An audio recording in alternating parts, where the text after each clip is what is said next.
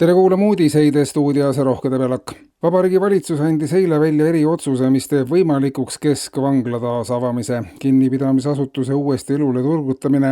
Kinnipidamisasutuse uuesti elule turgutamine vajalikuna võim Tallinnas läheb taas tõenäoliselt üle 3 korda kriminaalkorras süüdi mõistetud erakonnale.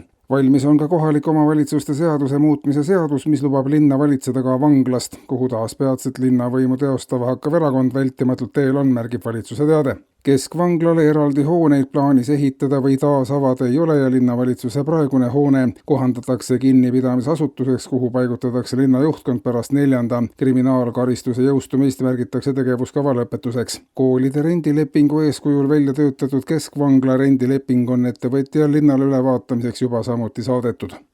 Panga väljavõtte skandaalist ajendatud Riigikogu ühisistungid 14. juulil siiski ei toimu, sest kogu probleem on mitme asjasse puutuva ministeeriumi esindaja sõnul üle paisutatud. Panga väljavõtteid on erinevad organid küll aegade jooksul teinud, aga peamiseks tulemuseks on see, et valdavalt ei ole inimeste pangaarvetelt suurt midagi, mida välja võtta. Päris kuu alguses on nagu midagi, aga seda ka valdavalt ainult mõneks päevaks ja siis võib neid panga väljavõtteid teha, aga mingit kasu sellest tegevusest ei tõuse, samuti jääb ära ka kardetud suur kahju, sest kõik on riigil juba enne ära tehtud ja välja pole enam midagi võtta.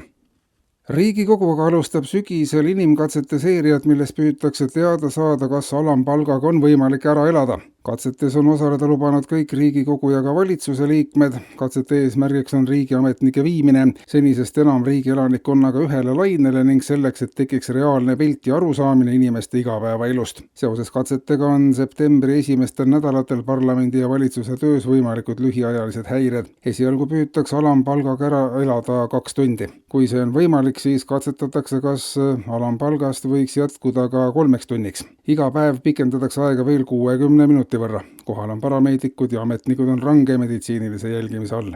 Ja laiemalt, Venemaa on saatnud ÜRO Julgeolekunõukogule märgukirja, milles juhitakse tähelepanu Eestis toimuvatele suurtele manöövritele, millest võtab osa enam kui 11 000 rahvatantsijat ja reservis on veel umbes 40 000.